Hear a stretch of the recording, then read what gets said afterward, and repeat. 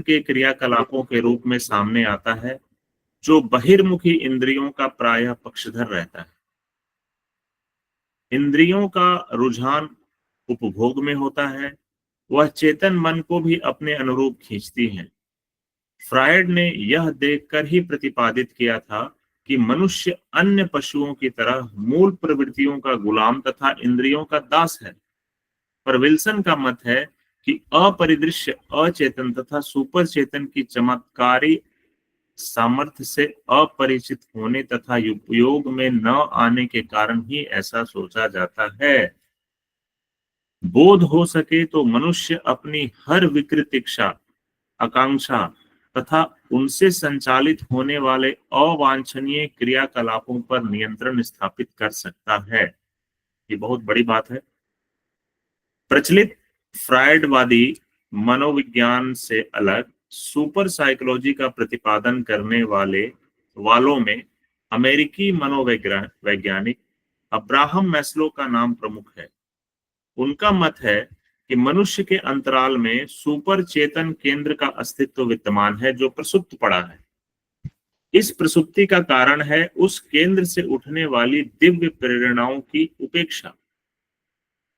इस केंद्र से दिव्य प्रेरणाएं कभी न कभी उभरती हैं, पर अचेतन का अभ्यस्त स्वभाव उन्हें दबा देता है तथा व्यवहार में आने से रोक देता है। यदि उन्हें सुना और तदनुरूप क्रियाकलाप अपनाएंगे तो मनुष्य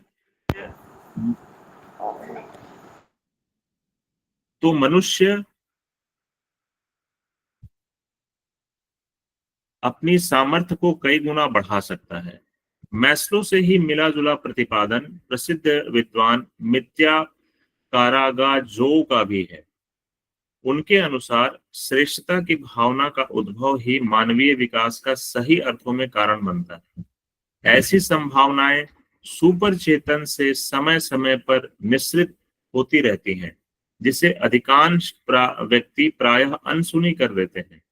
फलतः व्यक्तित्व विकास की संभावनाएं धूमिल पड़ी रहती हैं। साइकोलॉजी ऑफ इंड्यूशन नामक अपनी पुस्तक में एमिली मार्काल्ट ने कहा है कि उच्च चेतन मन शरीर एवं व्यक्तित्व का अति सूक्ष्म एवं उच्च स्तरीय भाग है। ज्ञानेंद्रियों और तर्क बुद्धि से जो निष्कर्ष निकाले जाते हैं, उससे भी कहीं अधिक महत्वपूर्ण समाधान सुपर चेतन मन की सहायता से मिल सकता है। इस तंत्र को उजागर कर लेने का अर्थ है एक ऐसे देवता का साथ पा लेना जो उपयोगी सलाह ही नहीं देता वरन महत्वपूर्ण सहायता भी करता है। प्रख्यात मनोविश्लेषक जुंग कहते हैं कि मात्र अचेतन ही सब कुछ नहीं होता है, वरन इसके आगे की परत उच्च चेतन का भी अलग अस्तित्व है। आदर्शवादी प्रेरणाएं एवं उमंगे वहीं से उठती हैं। अचेतन तो अभ्यस्त आदतों का संग्रह समुच्चय भर है। ये बुद्धि एवं साहसिकता से अधिक अग्रणी संकल्प शक्ति का गुणगान करते हैं और कहते हैं कि व्यक्ति को विनिर्मित करने में मनुष्य के विश्वासों का ही प्रमुख योगदान रहा है या रहता है। एडलर के मतानुसार अचेतन की सुदृढ़ता देखते हुए उसके सुधार संदर्भ में किसी को निराश नहीं होना चाहिए।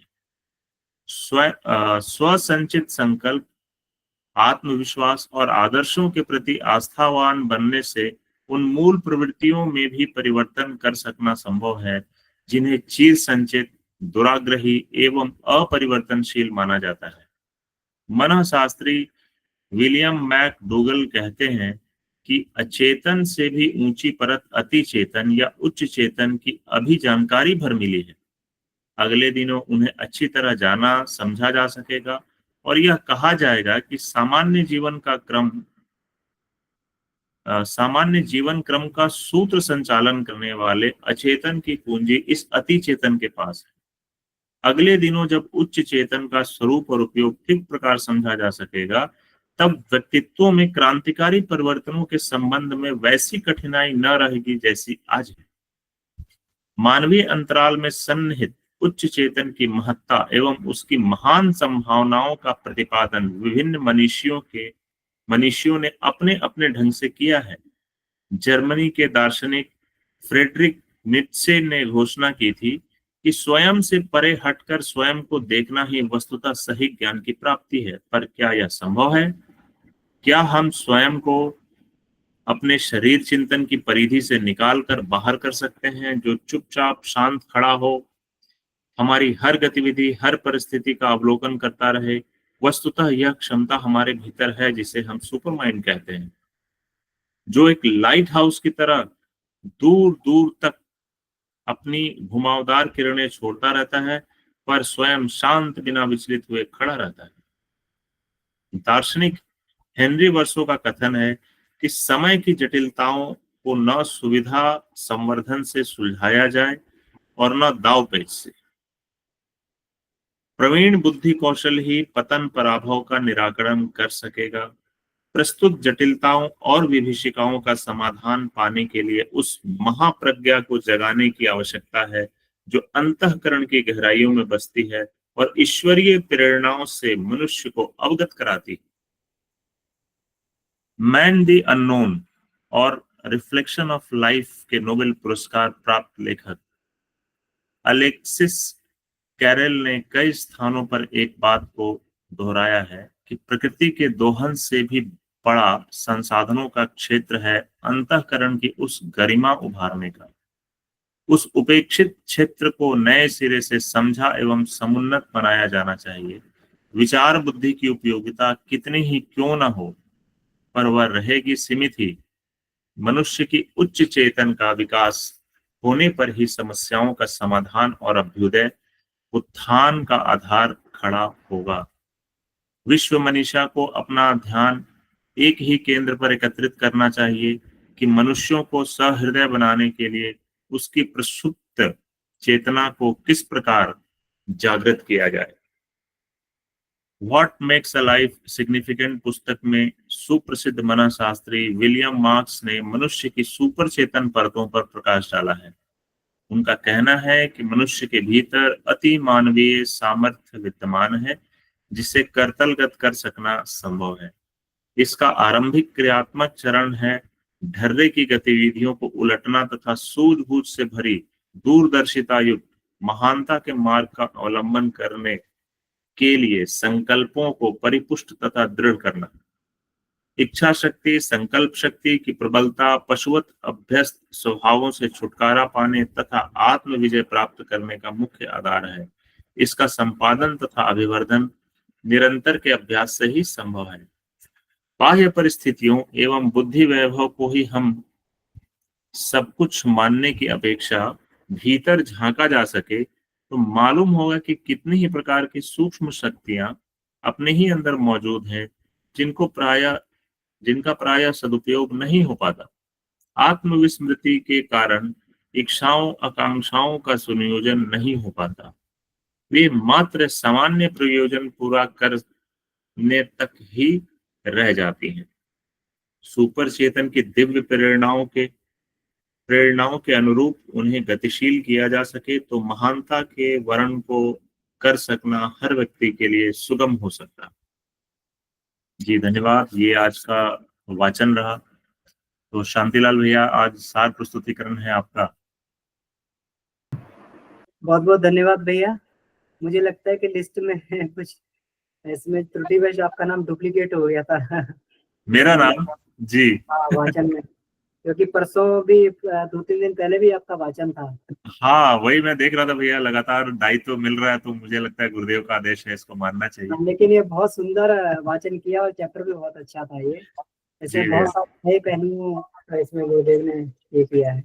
तो ठीक है, तो शांतिलाल भैया। हाँ भैया, भैया से मेरा निवेदन है कि आप प्रारंभ करें। भैया आज के तो लीडर आप ही हैं। आज तो हम लोग आपका अनुसरण करेंगे, आप कुछ भी बताएं। जी जी हाँ, तो मैं बस घर पहुंच के बस मतलब 5-7 मिनट पहुंच जाऊंगा मैं। जब तक आप करेंगे तो मैं पहुंच जाऊंगा। ठीक है ठीक है ठीक है, ओके धन्यवाद। तो राजेश भैया आप बताएं कुछ इसमें कब तक। भैया मैं तो यहाँ पर आपसे निवेदन करूंगा कि इसको आगे आप ही बढ़ाएं। कमांडर आप ही हैं आज के, हमारी तरफ से।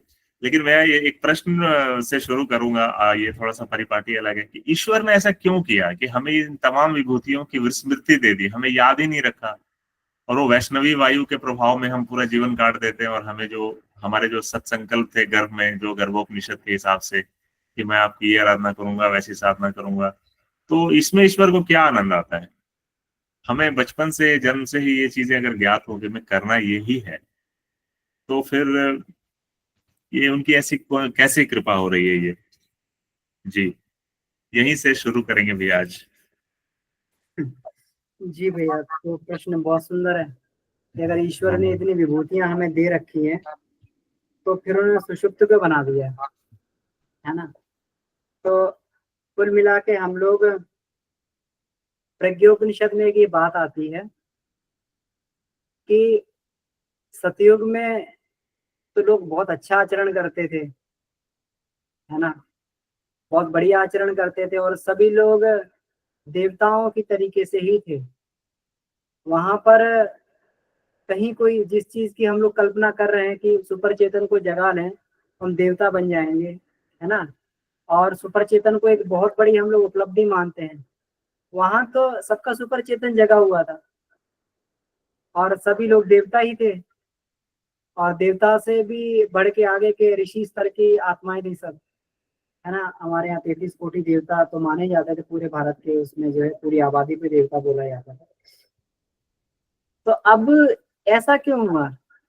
ये धीरे धीरे समय बीतता गया, और समय बीतते बीतते जो है क्योंकि इसमें ये ऋषि कहते हैं, ऋषि का एक प्रश्न रहता है, सतयुग के बाद त्रेता आया, द्वापर आया, कलयुग आया, समय बदला है, समय के परिप्रेक्ष्य में जो है धीरे धीरे परिवर्तन हुए हैं, लेकिन कोई ऐसा परिवर्तन नहीं हुआ कि मनुष्य की सडन जो बुद्धि बदल जाए, सडन जो इतना गहरा चेंज हो जाए। और ऐसी कोई परिस्थितियां मनुष्य के साथ में नहीं रही। हम ये देखें कि सामान्य रूप से हम लोग देखें तो आम मनुष्य जो है लगभग वो आम जीवन ही व्यतीत करता रहा है। लड़ाइयां भिड़ाइयां और ये सब हुई, साम्राज्य के लिए युद्ध हुए तो राजा महाराजाओं में हुए, लेकिन सामान्य व्यक्ति के जीवन में इसको कोई बहुत ज्यादा फर्क इसलिए नहीं पड़ा क्योंकि वो जहां रह रहा था वहीं रह रहा था। अब किसी दूसरे राजा ने वहां पर शासन कर लिया तो ठीक, उसका राज्य हो गया, लेकिन सामान्य व्यक्ति के जीवनचर्या पर कोई बहुत ज्यादा उससे फर्क नहीं पड़ा। तो गुरुदेव ये कहते हैं, ऋषि ये पूछते हैं कि कुछ बहुत ज्यादा आफत भी नहीं आई तो ये ऐसा हो क्यों गया कि वो सतयुगी मनुष्य जो इतना निकृष्ट बुद्धि वाला यहाँ पर क्यों हो गया, है ना। तो यही है, जैसे जैसे धीरे धीरे समय बदलता हुआ चला जाता, मनुष्य के सामने दो मार्ग रहते हैं, एक श्रेय मार्ग होता है, प्रेय मार्ग होता है। श्रेय मार्ग जो है, श्रेय मार्ग का मतलब ये हो गया कि व्यक्ति अपनी आत्मिक प्रगति करता हुआ अपने जीवन के लक्ष्य को प्राप्त करे, और प्रेय मार्ग ये होता है कि संसार की जो अनंत जो विभूतियां और ये भोग हमें मिले उनको भोगता हुआ अपने जीवन को ये करे। तो सामान्यतः मनुष्य प्रेय मार्ग को चुन लेता है क्योंकि आसान है। ये चयन की छूट हर किसी को मिली हुई है। यहाँ पे मनुष्य के अलावा जो है संसार के किसी प्राणी को भी चुनने की छूट नहीं है। हर मनुष्य को चुनने की छूट मिली है कि अपना रास्ता चुन सकता है। बाकी प्राणियों को प्रकृति जो चुनने की छूट नहीं देती, उसे जैसा जिस योनि में डाल दी गया उस योनि के अनुरूप ही उसको काम करना पड़ेगा।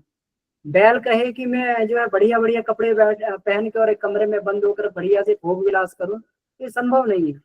वो बैल है तो उसको बोझा ही ढोना पड़ेगा, उसका जो इसी तरीके से अपना जीवन यापन करेगा। कुत्ते को भी इसी तरीके से अपना ये करना पड़ेगा। सबका जीवन यापन का एक फिक्स ढर रहा है, थोड़ा बहुत इधर उधर हो सकता है मानवीय हस्तक्षेप से, लेकिन सबका अपना फिक्स कर रहा है। लेकिन मनुष्य चाहे तो कैसा भी जीवन व्यतीत कर सकता है, ये चयन की छूट जो भगवान ने उसे दी है। तो जो व्यक्ति अपने हिसाब से जो चाहता है कि श्रेय मार्ग पे चलना चाहता है, प्रेय मार्ग, श्रेय मार्ग पे चल के व्यक्ति जो है इसको प्राप्त कर लेता है, जो अपने लक्ष्य को प्राप्त कर लेता है। लेकिन वो मार्ग कठिनाइयों से भरा है। ऐसी कठिनाइयों से नहीं भरा है। कठिनाइयां क्या है उसमें? क्योंकि हमारी प्रवृत्ति पशु प्रवृत्ति है, पशु प्रवृत्ति है। क्योंकि हम जो है 84 लाख योनियां काट के आए हैं और काटते काटते हमारे अभ्यास पशु के बन गए। तो इसलिए पशु के अभ्यास बने हुए, तो जितना पशु के समय हमारी बुद्धि भगवान ने जागृत कर दी थी कि आहार निद्रा निद्रा भय मैथुन, उतने से जो पशु का काम चलता रहता है, उसी तरीके से, क्योंकि वृत्तियां, जन्म तो हमें मनुष्य का मिल गया लेकिन वृत्तियां अभी भी पाशविक है, इसीलिए वो सारी विभूतियों को भगवान जागृत नहीं करते हैं, उतनी जागृत करके छोड़ देते हैं कि आहार निद्रा भय मैथुन का काम चलता रहे। उसके बाद में फिर व्यक्ति को उत्कर्ष करना होता है, अपना आत्म उत्कर्ष करना होता है, अपना परिष्कार करना होता है। उसको पशु वृत्तियों को छोड़कर मनुष्य की वृत्तियों को मानवीय गौरव गरिमा के अनुरूप जीवन जीना होता है। तब जाके जैसे जैसे उसकी मानव गौरव गरिमा के अनुरूप उसका जीवन बढ़ता हुआ चला जाता है, आगे जैसे देवत्व को धारण करता हुआ चला जाता है, तो फिर जो है धीरे धीरे करके जो है उसकी प्रसुप्त शक्तियां भी जागृत होने लगती है। लेकिन शुरू में तो क्योंकि वृत्तियां पशु की हैं, तो इसीलिए उतनी ही क्षमता उसके अंदर जागृत रहती है। भगवान कभी भी क्षमताओं को खोलते नहीं, और मार्ग दोनों ही सामने रहते हैं हमारे। अब जो संस्कार है उसी के अनुरूप व्यक्ति मार्ग भी तय कर लेता है अपनी।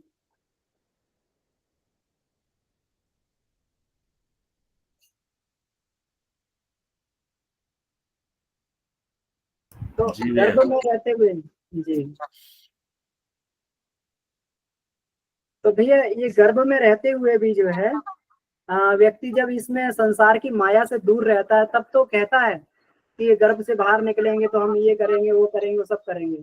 लेकिन जैसे ही जो है पंच तत्वों का, पंच तन्मात्राओं का और ये सारा का सारा आवरण ये व्यक्ति पर छा जाता है, तो फिर उन्हीं प्रवृत्तियों को व्यक्ति करने लगता है। व्यास जी वो कहते हैं ना कि सुखदेव जी जब पैदा हुए तो पैदा हुए बिना माता के स्तनपान की हुए चल दिए। तो व्यास जी ने कहा कि स्तनपान तो कर लो, कम से कम आप पैदा हुए हो तो माता का स्तनपान नहीं करूंगा। किया तो मैं फिर मोह माया में फंस जाऊंगा, और माया में फंसने के लिए नहीं आया। बुद्धिमान थे, चल दिए बिल्कुल ऐसे।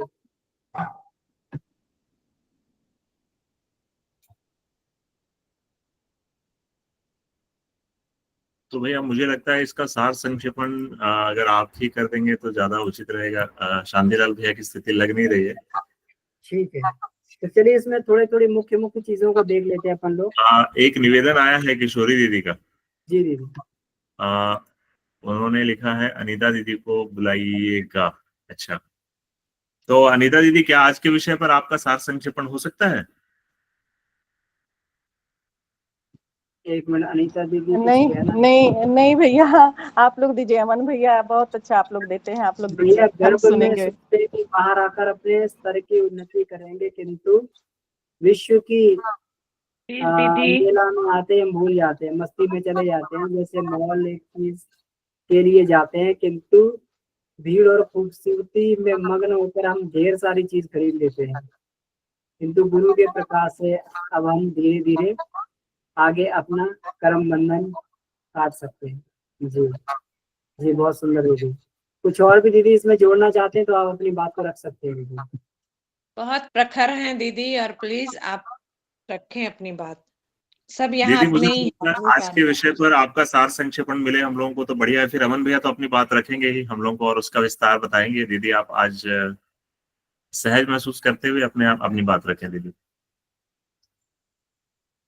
अरे ऐसी कोई बात नहीं है भैया, फिर कभी हम रखेंगे, हम ये करेंगे। तो ऐसे बस ऐसे ही लिख दिए आप। जो क्वेश्चन पूछे ना, तो क्वेश्चन पूछे तो बस ऐसे ही जब व्यक्ति गर्भ में आता है, क्योंकि गर्भ हम चुनते ही हैं, इसीलिए हम लोग गहना कर्मणोगति भी पढ़े हैं और सारी पुस्तकें। तो व्यक्ति जब इस स्तर का, हम कर्म बंधन से ही गर्भ में आए हैं, लेकिन गर्भ की प्रताड़ना से हम जैसे ही जीव ऐसा सोचता है कि बाहर चले आए, कितना कष्ट हो रहा है, बाहर आ जाते हैं तो हम अपने कर्म बंधन से जरूर छूट जाएंगे, जरूर छूट जाएंगे। लेकिन जैसे ही हुआ है, अमन भैया भी कैसे बोले, व्यास जी हैं, चाहे सुखदेव मुनि हैं, ये लोग तुरंत के निकल के चल गए। तो माँ का स्तनपान नहीं किया, इसका मतलब क्या? ऐसा थोड़ी है कि जन्म लेते कोई भी बच्चा ऐसा नहीं हो सकता है कि जन्म लेते चलने लगे, ऐसा नहीं हो सकता है। तो क्या हो सकता है? क्यों ऐसा लिखा गया रूपक? इसलिए रूपक इसलिए लिखा गया कि उनको बोध था, जैसे वो बड़े हुए तो उनको बोध था कि इस माया मोह के बंधन से हमको बाहर निकलना है, इसलिए वो चल दिए। अब हम लोग, ये माँ है तो पापा है तो भाई है तो बहन है तो अच्छा है तो बुरा है तो खाना है तो पीना, हर चीज में फंसे रहते हैं। और इतना ही नहीं फंसे रहते हैं, ये पता नहीं यही आइटम पसंद है, यही कपड़ा पसंद है, यही ब्रांड पसंद है, यही घर पसंद, यही गाड़ी, 1 2 3 4। व्यवहारिक स्तर पर देखें तो हम खुद को देखें ये तो बहुत बड़ी बड़ी बात है। हम अपने खुद को सराउंडिंग्स में देखें, कितनी छोटी छोटी चीजों के लिए हम चूजी होते जा रहे हैं। तो ये चूजीपना हमको कहाँ ले जा रहा है? हमारे मस्तिष्क को क्या कर दे रहा है? कम कर दे रहा है, हमको दूर तक सोचने नहीं दे रहा है। क्योंकि हमारा, कैसे बाबूजी बोलते हैं, सारा काम तो हमारा भोजन पचाने में ही लग जा रहा है। हमारा सारा थॉट किस में लग रहा है? बस यही भौतिकता में, ये चाहिए तो वो चाहिए, तो इसकी पूर्ति तो उसकी पूर्ति। तो हम उसको जानेंगे कहाँ? उसके बाद क्या है, हमारे अंदर कितनी सारी कमियां हो जा रही है कि अब वो हमको ऐसा बोल दिया तो वो क्यों बोला, तो ऐसे कैसे बोला। तो ये सारे दिन हमको यही थॉट चलता है। हम जाने दो कि भाषा ही नहीं सीखे, कहते हैं ना, ले भी जाने दो ना, बोला तो क्या हुआ, छोड़ दो, चलने दो। अब जब ऐसे करते हैं तो क्या होता है, ये डेली रूटीन का हमारा काम हो गया। हम तो अपना अचेतन मस्तिष्क में लेकर के आए थे, अपनी जितनी चित्त में वृत्तियां लेकर के आए थे, और हम यहाँ भौतिकता में पूरे ये में फंस गए, जमीनी स्तर पर। अब हमारा चित्त वृत्ति वैसा है और हमको भौतिकता भी वैसा मिल गया, तो ये वृत्ति हमको क्या करेगी, उसी में घुसा देगी, नेगेटिव की ओर घुसा देगी। और कुत्ते की तरह भौंकना और बिल्ली की तरह नोचना, भेड़िए की धूर्तता, सारी चालबाजी मेरे में आ गई कि हम सामने वाले के सामने अपने आप को कितना उत्कृष्ट साबित करते हैं। हम जान रहे हैं कि हम अंदर से कितने चोर हैं, चतुर हैं, धोखेबाज हैं, भ्रष्ट हैं, लेकिन अपनी सामने इमेज को प्रखर करने के लिए हम क्या करेंगे? तो हम अचेतन, अब ये जो है हमारा, ये जो दबाव भावना जा रहा है, क्योंकि हम तो अंदर से चोर हैं, हम अंदर से भ्रष्ट हैं, तो ये भावना हमारी कहाँ चल गई? अचेतन में। अब ये अचेतन में भावना जब हमारी गई, तो हम कोई भी काम, अब चेतन रूप से हम अपने इमेज कॉन्शियस हो गए, हमको अच्छा बनना है, बहुत सभ्य बनना है, सब कुछ करना है, लेकिन अचेतन में मेरा कहाँ गया है? अचेतन में मेरा यही सारा जा रहा है। अब जब हमारे सामने वैसी परिस्थिति, तो हम काम भी करेंगे, वही भ्रष्ट से भ्रष्टतम तो होते चले जा रहे हैं, और वो मेरी वृत्ति जो हम लेकर के आए थे वो उसमें प्लस होता जाएगा। अब यही हमारा जब गुरु का प्रकाश, ये स्वाध्याय अद्भुत, ये जब मिल जाएगा तो उधर अच्छा कितना गलत हम सोच रहे हैं, क्यों हम सोच रहे हैं? सामने वाला कर रहा है तो करने दो ना, हम तो नहीं सोचें। वो बॉस खराब है, जान दो, उसका काम उसके साथ, उसका कर्म बंधन उसके साथ, हम तो ना करें। अब ये धीरे धीरे एक एक पग आते आते हमारी जो वहां बैठा हुआ है सुपर चेतन, अचेतन में बैठा हमारा कर्म बंधन है, चित्त में जो मटमैलापन है, वो धीरे धीरे धीरे धीरे हटेगा। और इस तरह से, नहीं भैया हमको ज्यादा नहीं आता है, आप लोग बोलिए। जय गुरुदेव, प्रणाम सभी को। जी, आपने बहुत ही जल्दी पूरे ये आज वाले टॉपिक को बिल्कुल समराइज कर दिया है, और बहुत अच्छे तरीके से और प्रैक्टिकल एग्जाम्पल के साथ। जी, बहुत बहुत आभार दीदी। तो शांतिलाल भैया, आप उपस्थित हैं? प्रणाम भैया। जी भैया प्रणाम, क्षमा चाहूंगा, मैं थोड़ा सा, हमारा जीएसटी का ऑडिट चल रहा है, तो अच्छा। मैं वापस से अभी आया, मैं उस चक्कर में लेट हो गया, ड्राइविंग कर रहा था। जी भैया, ठीक है, कोई दिक्कत नहीं भैया। तो मुझे लगता है आपको समय भी नहीं मिला होगा स्वाध्याय को करने का। फिर भी मैं 2 लाइन, तो अब आपने बोला है तो मैं बोल जी, देता हूँ इसमें जरूर जरूर कि बोलेंगे जी। जिसका हम अध्ययन कर रहे हैं, उसी में सुपर चेतन मन के अंदर छिपी हुई क्षमताओं को जगाने के लिए जो विदेशी लेखकों के में बार बार बार बार उनके उदाहरण देते हैं कि नहीं कर पा रही है जी, आपकी आवाज में कोई दिक्कत है? आप एक काम करिए, वीडियो बंद कर दीजिए अपना, तो शायद। जी, अब प्रयास करेंगे। तो सुपर चेतन मन वाली जो बात है, तो उसी को, उसकी ऊर्जा को कैसे हम यूटिलाइज कोई कर सकता है, उसे जगा देने से क्या फायदे? तो ऊर्जा पूरी। जी शांतिलाल भैया, आपकी आवाज नहीं आ रही है प्रॉपर तरीके से, नेटवर्क का कुछ इशू होगा, कोई बात नहीं। बारिश तो मैंने फसलों की वजह हाँ से जी जी जी, कई जगह पे बारिश हो रही है। जी जी, नेटवर्क का प्रॉब्लम है। हमारे बारिश आ रही है, हम तो वैसे ही बहुत खुश हैं। कोई बात नहीं भैया, फिर हम लोग आपका अनुभव है अगले दिन लेते हैं। तो मैं सीधे अमन भैया से आग्रह करूंगा, भैया आज के विषय को आप अपने हम लोगों का ज्ञानवर्धन करें भैया। जी भैया, तो इसमें कुछ, क्योंकि समय हो गया है और सभी की चर्चा की आवश्यकता है, कुछ महत्वपूर्ण बिंदु इसमें देख लेते हैं, जो कुछ नए तरीके की चीजें इसमें मिली हैं। तो इसमें देखिए सबसे बढ़िया इसमें दो चीजों को हम लोग जो है अचेतन और अवचेतन को लगभग एक ही समझते थे, और हर जगह जो है ये समान रूप से जो है इसका प्रयोग होता था। लेकिन यहाँ पर गुरुदेव ने इसको जो है अलग अलग कहा है। मनोविज्ञान के अनुसार मानव मन के 3 स्तर होते हैं। अचेतन, जिसको हम लोग अनकॉन्शियस माइंड कहते हैं, अचेतन। अवचेतन बोलते हैं जिसको हम सबकॉन्शियस माइंड कहते हैं। अचेतन मन अनकॉन्शियस माइंड, अवचेतन सबकॉन्शियस माइंड, और चेतन मन कॉन्शियस माइंड। इसके आगे उच्च स्तरीय विकसित परत को अति चेतन, सुपर कॉन्शियस या फिर सुपर माइंड कहा जाता है। अब देखिए कितना बढ़िया, अचेतन से अवचेतन और अवचेतन से चेतन मन को प्रेरणा एवं प्रकाश मिलता है।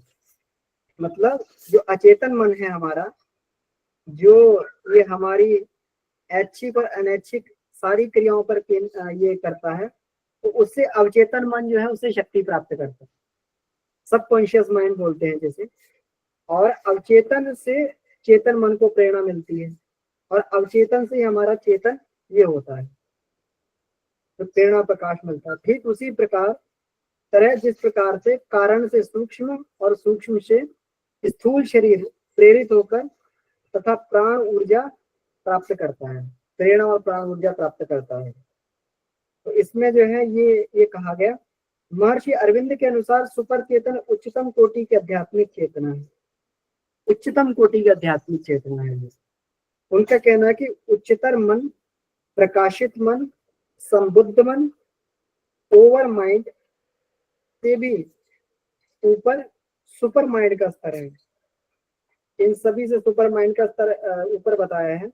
बुद्धि के धरातल के ऊपर उठकर मन के उच्चतम सोपान अति मन तक पहुंचकर ही मनुष्य सर्वज्ञ बन सकता है। यहाँ पे एक और बात इसमें बहुत सुंदर बताई है। एक जो है जोनाथन विंसन हुए हैं, जोनाथन विंसन का गुरुदेव ने उदाहरण दिया कि उन्होंने बहुत ही श्रम साध्य उन्होंने प्रयत्न किया और अपनी प्रसिद्ध पुस्तक लिखा जिसको हम लोग ब्रेन एंड साइकी कहते हैं। तो ब्रेन एंड साइकी का जो है ये मन का निवास स्थान लिम्बिक सिस्टम के भीतर होता है। वह तंत्र ही मन का प्रधान कार्यालय है जो निर्णय करता है कि किन स्मृतियों, घटनाओं तथा किन बातों को सुरक्षित रखना है, किन्हें विस्मृति के गर्त में धकेलना है। तो लिम्बिक सिस्टम को हमारा ये बताया गया है, इसका मन का निवास है ना, मन का निवास लिम्बिक सिस्टम में।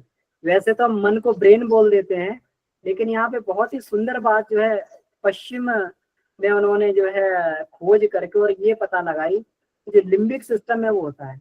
अब लिम्बिक सिस्टम से पता नहीं कितने लोग परिचित हैं, कितने क्या हैं।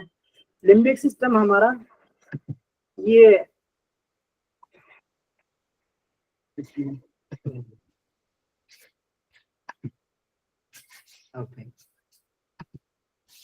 तो जो लिम्बिक सिस्टम है हमारा, ये हमारा जो है आपका इसमें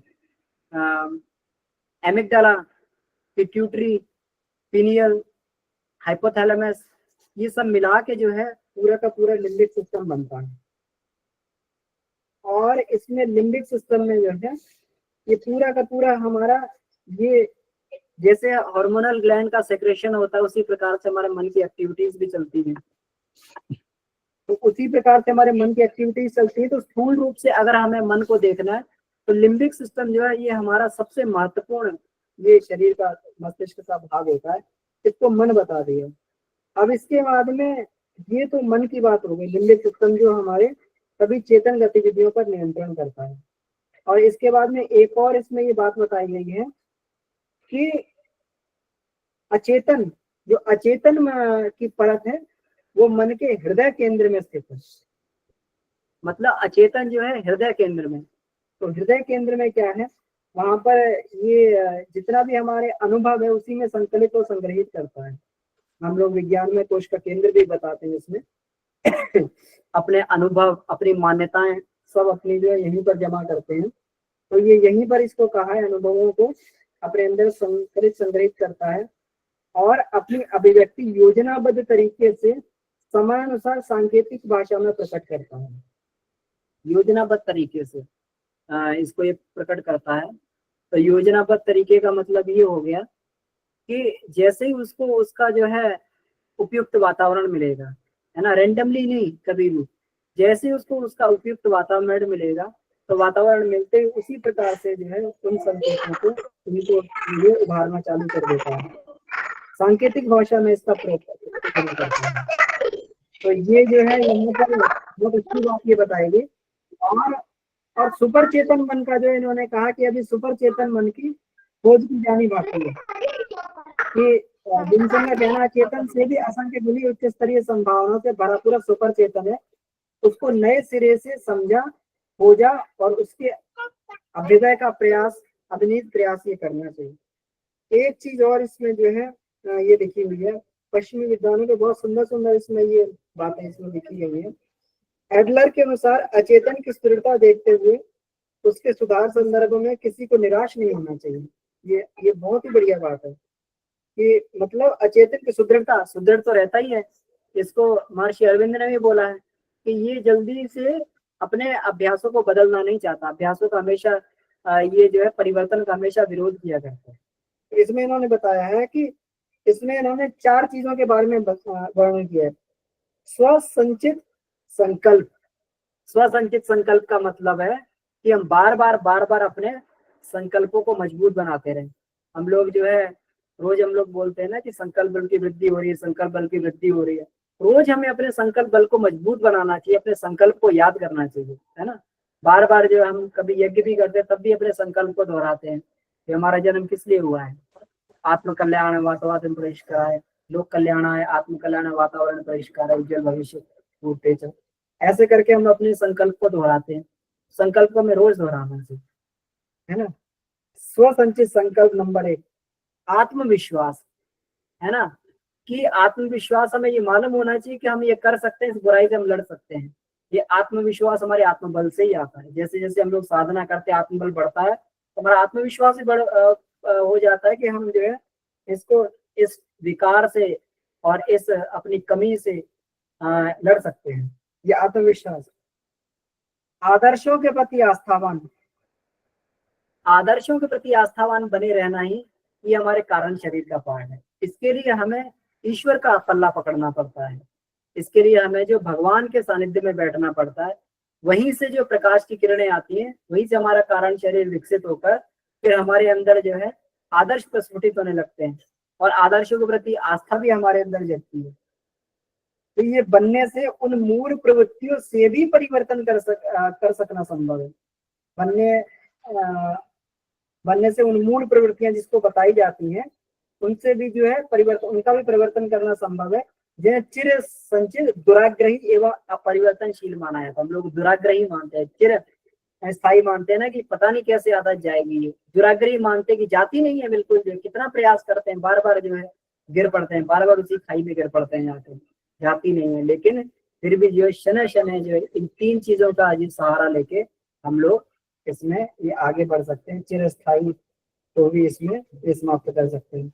अंत में गुरुदेव कहते हैं आत्मविस्मृति कि ये जो है जो हमारी ये सूक्ष्म शक्तियां हैं, कितनी सूक्ष्म शक्तियां अपने अंदर मौजूद है, उनका प्राय सदुपयोग नहीं हुआ था। क्यों? आत्मविस्मृति के कारण इच्छाओं आकांक्षाओं का संयोजन नहीं हो पाता है।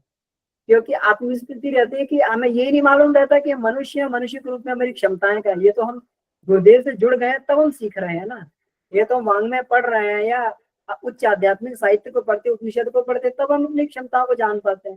सामान्य व्यक्ति से पूछिए आपकी क्षमताएं क्या है, तो वो अपनी क्षमताओं को बता देगा। मैं जो है मेरे अंदर इतनी क्षमता है कि आज मैं अपनी ये जॉब चेंज करके दूसरी जॉब, डबल पैकेज की जॉब ले सकता हूँ, वो ये बताएगा।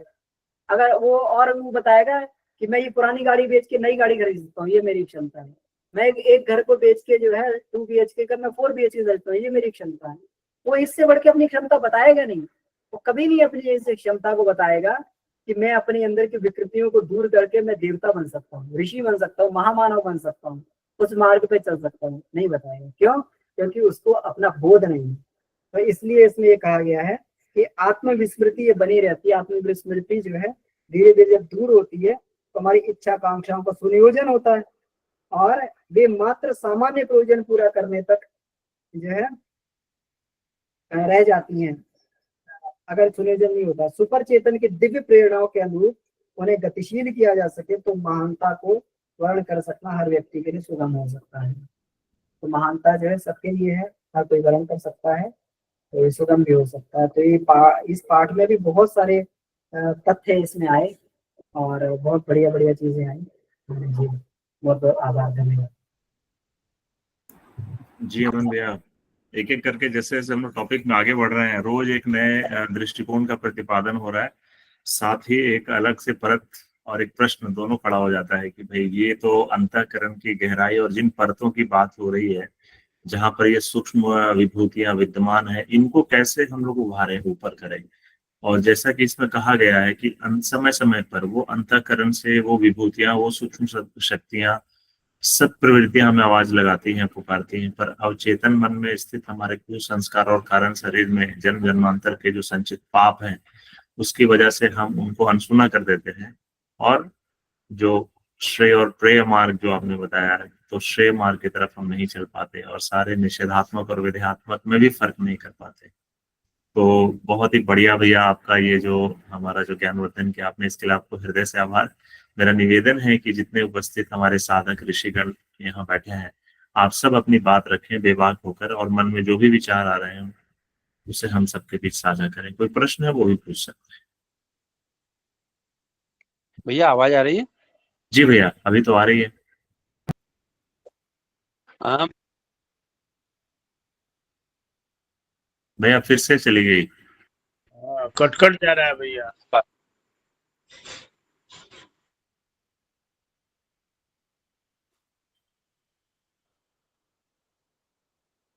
एक बात जी जी यहाँ हमको कहनी है, सॉरी। जी अनिता जी, अभी आपका प्रश्न लेंगे। वीरेंद्र भी आप कुछ कहना चाह रहे हैं? जी भैया। जी भैया आवाज आ रही है? जी जी आ रही है आवाज। जी आ रही है। जी जी भैया, सभी साथियों को प्रणाम। भैया इसी चैप्टर में एक पैराग्राफ आया जो मुझे बड़ा अच्छा लगा, मैं उसको थोड़ा पढ़ना चाहूंगा। मतलब बहुत दिल को छू गया पैराग्राफ ये छोटा सा, कि साइकोलॉजी ऑफ इंट्यूशन नामक अपनी पुस्तक में एमिली मार्काल्ट ने कहा है कि उच्च चेतन, यानी कि इसमें जो हमारा सुपर चेतन उसके बारे में बताया इन्होंने कि इसकी क्या क्षमता है, कि उच्च चेतन शरीर एवं व्यक्तित्व का अति सूक्ष्म व उच्च स्तरीय भाग है। बड़ी अच्छी व्याख्या की इन्होंने कि जो हमारा सुपर चेतन मन है या जो हमारा अंतःकरण है उसके बारे में बता रहे हैं कि उच्च चेतन मन शरीर एवं व्यक्तित्व का अति सूक्ष्म व उच्च स्तरीय भाग है।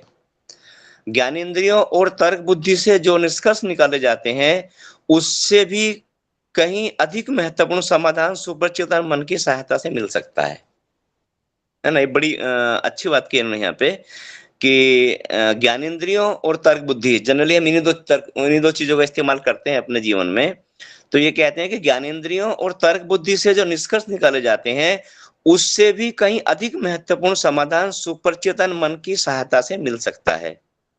आगे लिखते हैं इसमें एमिली मार्काल्ट कि इस तंत्र को उजागर कर लेने का अर्थ है, यानी कि अगर हम अपने सुपर चेतन मन को, अपने हृदय क्षेत्र को या अपने अंतःकरण को कहें तो इसको तंत्र को उजागर कर लेने का अर्थ है एक ऐसे देवता का साथ पा लेना। देख कितनी महत्वपूर्ण बात कह रहे हैं यहाँ पे, एक ऐसे देवता का साथ पा लेना जो उपयोगी सलाह ही नहीं देता वर्ण महत्वपूर्ण सहायता भी करता है। और यहीं पे पिछले चैप्टर में आया कि गुरुदेव कहते हैं यहीं पे जिसे हम भगवान कहते हैं अपना उसका निवास स्थान है। और गुरुदेव ने कहा कि चूंकि यह तंत्र आत्मा के सबसे निकट होता है इसलिए इस पर वातावरण का प्रभाव कम पड़ता है। अपनी जो इसकी मान्यताएं हैं, जो विश्वास इसके अंदर होते हैं, उन पर यह श्रेष्ठता का प्रभाव ज्यादा रहता है। तो भैया मुझे लगता है कि सबसे महत्वपूर्ण पॉइंट यही है कि सुपर चेतन मन जो हमारा है, जो हमारा अंतःकरण है, ये बहुत इंपॉर्टेंट है। इस पे तो और ज्यादा क्लास हो तो अच्छा है। और ये पूरा चैप्टर मैं दिन में पढ़ रहा था, इसको लगभग इसी पे समेटा हुआ। सभी जितने भी मनोचिकित्सक हुए हैं या जितने बड़े बड़े लोग हुए इस क्षेत्र में, रिसर्चर जो हुए हैं, वो सबके अनुभव गुरुदेव ने इसमें वर्णन किया है। तो भैया धन्यवाद, इतना ही कहना था बस। मैं ये पॉइंट मुझे बड़ा अच्छा लगा था। वीरेंद्र भाई, आपसे Thank- एक प्रश्न है भैया यहाँ पे। जी इसमें सेकेंड लास्ट पैराग्राफ में कहा गया है कि मनुष्य के भीतर अति मानवीय सामर्थ्य विद्यमान है, जी से करतलगत कर सकना संभव भी है, जी लेकिन इसमें लिखा है इसका आरंभिक क्रियात्मक चरण है ढर्रे की गतिविधियों को उलटना तथा सूझबूझ से भरी दूरदर्शिता युक्त महानता के मार्ग का अवलंबन करने के लिए संकल्पों को परिपुष्ट तथा दृढ़ करना। तो जी ये कह रहे हैं कि ये क्रियात्मक चरण जो है, जो हमारा क्रियात्मक गतिविधि है, उसको पूरा उलट देना। जी जी जी ये क्या मतलब हुआ यहाँ पर? मतलब ये भैया जो डर रही जिंदगी हम जी रहे हैं ना सामान्य क्रम में, जैसे गुरुदेव ने कहा ना कि गुरुदेव ने कहा कि उल्टे को उलट के सीधा करना है, यानी कि जो सामान्य ढर्रे का जीवन हम जी रहे हैं, जो अमन भैया बता रहे थे कि जो हम प्रेम मार्ग का जीवन जी रहे हैं, इसको यहाँ से हटके हमें श्रेय मार्ग पे आना है। अच्छा, ये इनका अर्थ है। और उसके लिए जो ढर्रा जिस ढर्रे पे हम अपना जीवन चला रहे हैं, उसमें उल्टफेर करके हमको गुरुदेव के सिद्धांत पे आना पड़ेगा। गुरुदेव की जो मान्यता है, जो विचार है, जो यानी जो गुरुदेव जो हमसे चाह रहे हैं, उस पर आना पड़ेगा। ठीक है भैया। जी अनीता दीदी, आपका भी हैंड रेज है दीदी। हाँ जी भैया, भैया, दो बात बताएंगे। जो भैया अभी पैरा पढ़े, तो गुरुदेव ने उसको लिखा है कि बहुत अच्छे से गुरुदेव ने लिखा है कि आत्मदेव की साधना कीजिए। किसी देवता को हम नहीं जानते, कौन है गायत्री, कौन है राम लक्ष्मण भरत शत्रुघ्न, या कोई भी जिस देवता को आप मानते हैं, हम किसी को नहीं जानते हैं। लेकिन अगर आत्मदेव ऐसा साक्षात देव है कि अगर आप इसकी उपासना करते हैं तो आप जो चाहिएगा सो पाइएगा, चाहे आत्मिकी चाहिए चाहे भौतिकी पाइए। तो आत्मदेव की साधना आप करें कैसे? अब जैसे अभी आपने पढ़ा एक जो पैरा पढ़ा, किताब तो मेरे पास नहीं है, हमने सुना कि वो जो सुपर चेतन के पास हम पहुंच जाते हैं, जो बिल्कुल हर चीज का आंसर देता है और बिल्कुल सटीक देता है, क्योंकि वो आत्मा के पास है। तो कल अमन भैया पढ़ रहे थे और उसकी व्याख्या किए थे, जिसमें उन्होंने बताया था कि जब हम सुबह के समय स्वाध्याय करते हैं अथवा साधना के क्रम में जब हम स्वाध्याय करते हैं, तो जैसे लगता है कि शब्द अपने अर्थ बता रहे हैं, खुद से वो अर्थ बताते हैं। तो ये वहां हम अटैच हो जाते हैं। अब वहां अटैच होने के लिए करें क्या क्या? ऐसे दैनिक जीवन में हम क्या करें? अभी आपने पढ़ा कि लिख से हटकर काम करना होगा, ढर्रे को उलट देना होगा, गुरुदेव ने लिखा है। अब ढर्रे को उलट देना में मतलब क्या? ढर्रे को कैसे उल्टें, क्या समझें इसको हम? तो गुरुदेव ने ही लिखा है कि प्रेजेंट में रहो। मतलब क्या है? मतलब ये क्या है कि हमारे पास तीन चीजें होती हैं, जो हम बोल रहे होते हैं, जो हम कर रहे होते हैं, जो हम सोच रहे होते हैं, स्थूल सूक्ष्म कारण।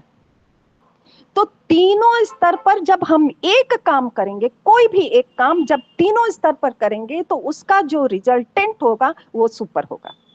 हम तीनों में विभक्त रहते हैं, कभी भी दो काम एक साथ करते हैं, या हम बात कर रहे होते हैं तो कुछ और सोच रहे होते हैं। हमारा जो हम कर रहे हैं, जो हम सोच रहे हैं, और जो मतलब ये भाव रख रहे हैं, तीनों में फर्क होता है।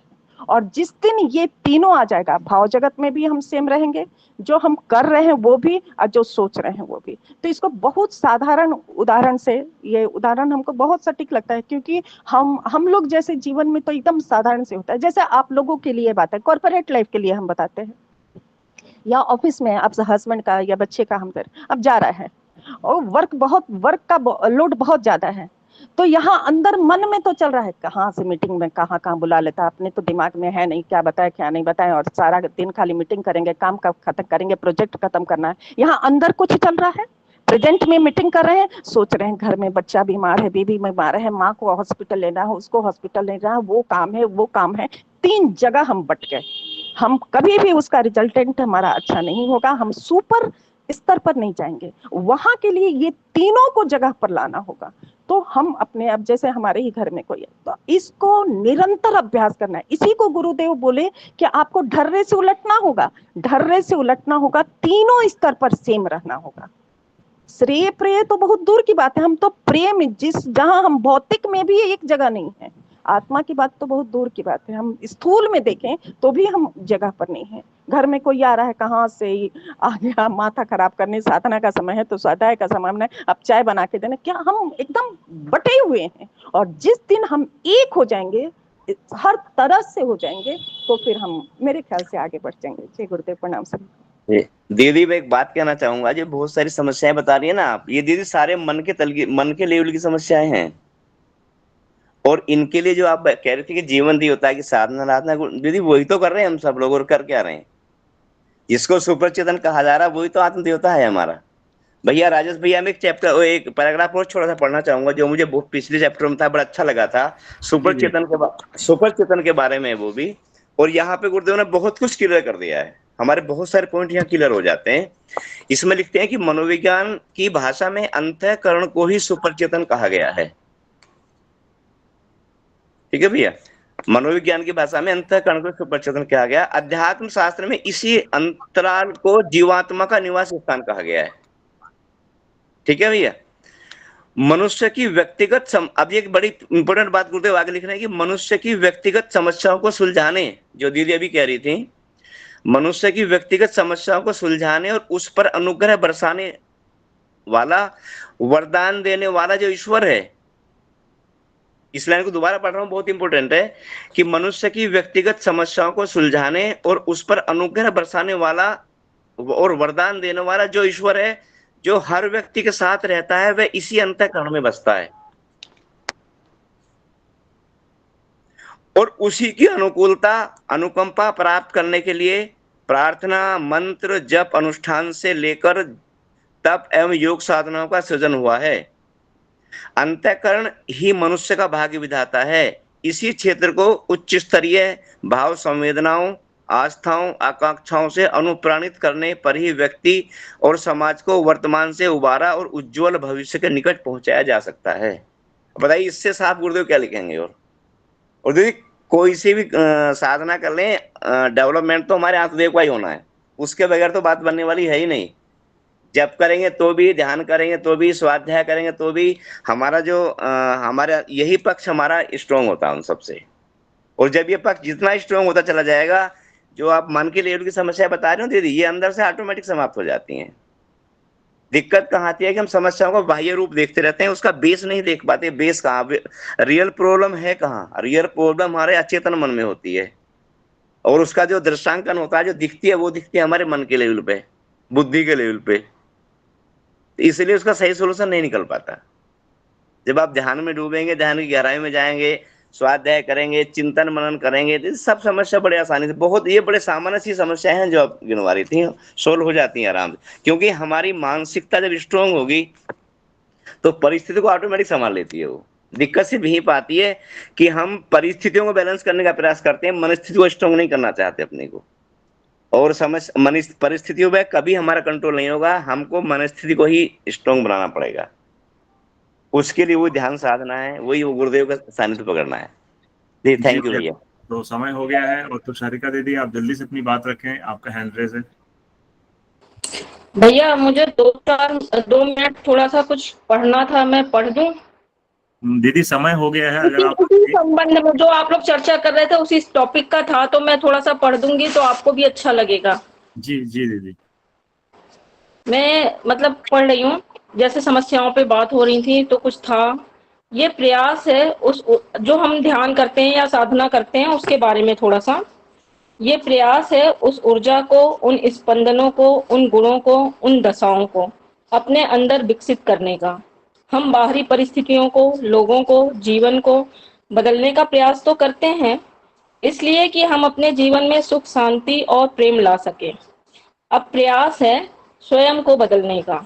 बदलने का अर्थ सिर्फ इतना ही है कि जो है परिस्थिति है, लोग हैं, हम हैं, उसे कहना हाँ ये है और ये ठीक है, अब मैं इसके लिए क्या कर सकता हूँ। ऐसा वातावरण आंतरिक और बाहरी। एक गुण जो इसमें मदद कर सकता है वो है स्वीकार्यता। भिन्नताओं की स्वीकार्यता, भिन्नताओं की सुंदरता, भिन्नताओं में जो विकास के अवसर छुपे हुए हैं उसकी स्वीकार्यता। स्वीकार्यता के साथ कृतज्ञता और उस भिन्नता का उत्सव। आनंद और शुरुआत खुद से। अपनी जड़ें गहरी करके अपने हृदय से जुड़ने से शुरुआत अभ्यास से।